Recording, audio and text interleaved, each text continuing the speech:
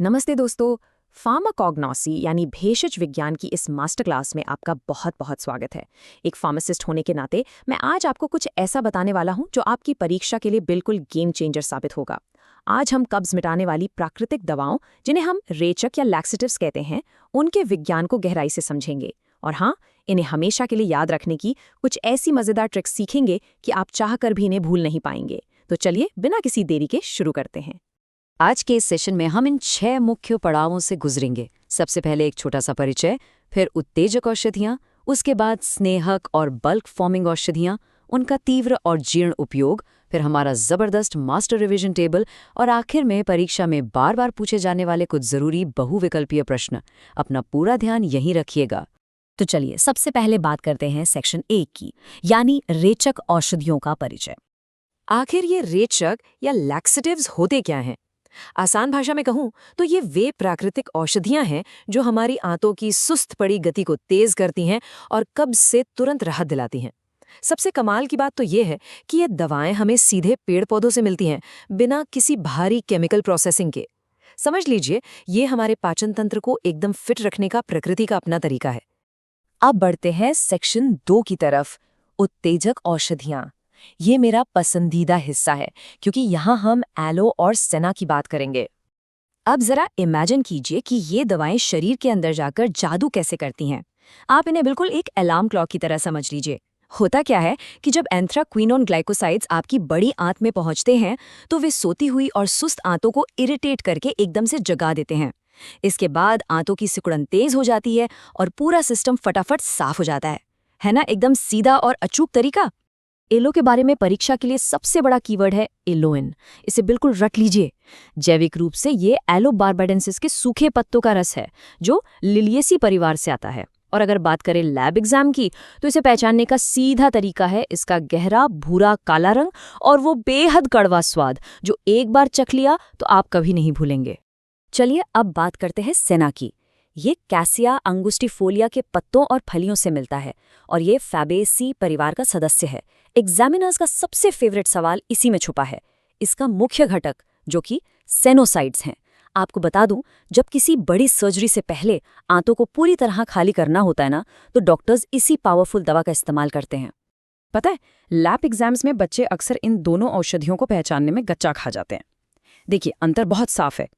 Yellow एक सूखा हुआ रस है जो गहरे काले भूरे रंग का होता है, जबकि सेना असली पत्तियां और फलियां होती हैं जो पीले हरे रंग की दिखती हैं। कड़वे तो दोनों ही होते हैं, लेकिन सेना की खासियत ये है कि पानी में मिलाते ही ये थोड़ा चिपचिपा यानी म्यूसिलेजिनस हो जाता है। आगे बढ़ते हैं सेक्शन 3 पर, स्नेहक और बल्क फॉर्मिंग औषधियाँ। इनका काम करने का तरीका एकदम अलग और बहुत दिलचस्प है। इन्हें याद रखने के लिए ना, अपनी रोजमर्रा की चीजों को दिमाग में लाइए। ये सब गोल बिल्कुल एक स्पंज की तरह है। ये पेट में जाता है, पानी सोखता है और फूलकर मल का आकार बढ़ा देता है। और दूसरी तरफ है अरंडी का तेल, जिसे आप एक फिसलने वाली स्लाइड समझ लीजिए। ये आंतों को इतना चिकना कर देता है कि सब कुछ बहुत ही आसानी से आगे खिसक जाता है। कितना लॉजिकल है ना? अरंडी का तेल यानी कैस्टर ऑयल, इसका गाढ़ा हल्का पीला और चिपचिपा रूप तो आपने देखा ही होगा। ये रिसिनस कम्युनिस के बीजों से निकाला जाता है और इसका मुख्य स्टार रसायन है रिसिनोलिक एसिड। लेकिन एक बात का खास ध्यान रखना है, इसके साइड इफेक्ट्स में मतली आना और पेट में मरोड़ उठना बहुत आम है, इसलिए इसे बहुत ही सावधानी से इस्तेमाल करना पड़ता है। और अब बारी है हर भारतीय घर के फेवरेट इसबगोल की। ये प्लेंटागो ओवाटा के बीजों की भूसी होती है। इसका जादुई घटक है म्यूसिलेज। जैसे ही आप इसे पानी में डालते हैं, ये फूल कर एकदम जेल जैसा बन जाता है। सबसे अच्छी बात यह है कि ये कब्ज और बवासीर में तो राहत देता ही है, साथ ही कोलेस्ट्रॉल कम करने में भी जबरदस्त काम करता है। अब आते हैं सेक्शन 4 पर, तीव्र बनाम जीर्णोत्तम। देखिए, एक फार्मासिस्ट होने के नाते मैं आपको ये साफ कर दूं कि हर कब्ज की एक ही दवा नहीं होती। अचानक ये तीव्र कब्ज होने पर हम अलार्म क्लॉक वाले उत्तेजक देते हैं, जैसे एलो और सेना, क्योंकि इनका असर झटपट होता है। पर खबरदार, इन्हें रोज नहीं ले सकते, वरना आंतों को इनकी लत लग जाएगी। वहीं अगर किसी को बहुत पुराना या जीर्ण कब्ज है, तो हम स्पंज वाला इसबगोल देते हैं, क्योंकि ये लंबे समय तक लेने के लिए 100% सुरक्षित है। क्या आपको भी पौधों के परिवार याद रखने में सिरदर्द होता है? कोई बात नहीं, मेरे पास कुछ जबरदस्त ट्रिक्स हैं। देखिए, सेना हमेशा फर्स्ट काम करती है, तो फ से फैबेसी, एलो के नाम में ल की ध्वनि है तो सीधा हो गया लिलिएसी। प्लांटागो के तो नाम में ही प्लांटेजिनेसी साफ झलक रहा है। और अरंडी, जिसे एरंड भी कहते हैं, उसके ऐसे यूफोर्बिएसी याद रख लीजिए। हो गया ना आसान। अब वक्त है सेक्शन 5 का, हमारा मास्टर रिवीजन टेबल। इस हिस्से को बिल्कुल मिस मत कीजिएगा। ये टेबल आपकी परीक्षा की संजीवनी बूटी है। एकदम रैपिड फायर की तरह देखते हैं। एलो, परिवार, लिलिएसी, घटक, एलोइन, असर 6 से 8 घंटे में। अरंडी का तेल, यूफोर्बिएसी, घटक, रिसिनोलिक एसिड, असर सिर्फ 2 से 6 घंटे में। एसबगोल, प्लांटाजिनेसी, घटक म्यूसिलेज, ये सबसे धीमा है, 12 से 72 घंटे लेता है। और आखिर में सेना, फैबेसी, घटक, सेनोसाइड्स। मेरा यकीन मानिए, इस अकेले टेबल से एग्जाम में पक्का सवाल आएंगे। क्या आपको पता है पूरी दुनिया में इसबगोल सबसे ज्यादा कहाँ उगता है? जी हाँ, हमारे भारत में, खासकर गुजरात और राजस्थान में। वहीं एलो ज्यादातर दक्षिण अफ्रीका से आता है। सेना भारत और मिस्र की पैदावार है। लेकिन एक बहुत ही सीरियस चेतावनी है यहाँ पर। अगर कोई इन वनस्पतियों का जरूरत से ज्यादा इस्तेमाल कर ले तो शरीर में भयंकर डिहाइड्रेशन हो सकता है और इलेक्ट्रोलाइट्स का बैलेंस पूरी तरह बिगड़ सकता है।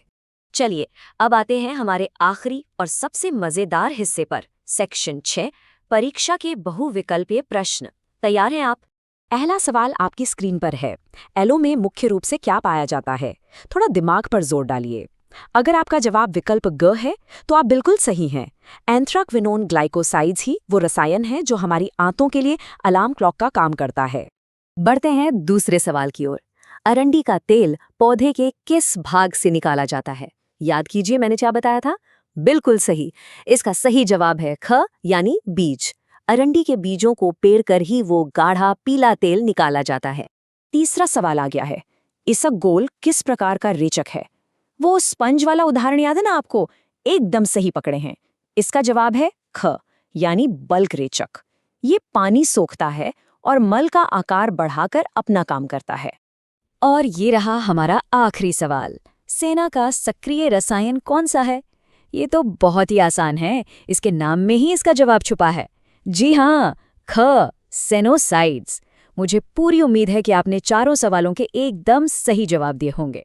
तो दोस्तों, इसी के साथ हम आज के इस शानदार सेशन के अंत में पहुंच गए हैं। हमेशा याद रखिएगा, फार्मेसी की पढ़ाई कोई 100 मीटर की दौड़ नहीं, बल्कि एक लंबी मैराथन है। चीजों को रटने के बजाय उनके पीछे के विज्ञान को समझिए। जाते जाते आपको एक सवाल के साथ छोड़ रही हूँ। जब हमारी प्रकृति ने हमें कब्ज जैसी समस्याओं के लिए इतनी बेहतरीन औषधियां दी हैं, तो फिर क्या हमें सिंथेटिक रसायनों पर इतना निर्भर रहना चाहिए? इस पर जरूर सोचिएगा। आपसे फिर मुलाकात होगी, तब तक सीखते रहिए और आगे बढ़ते रहिए।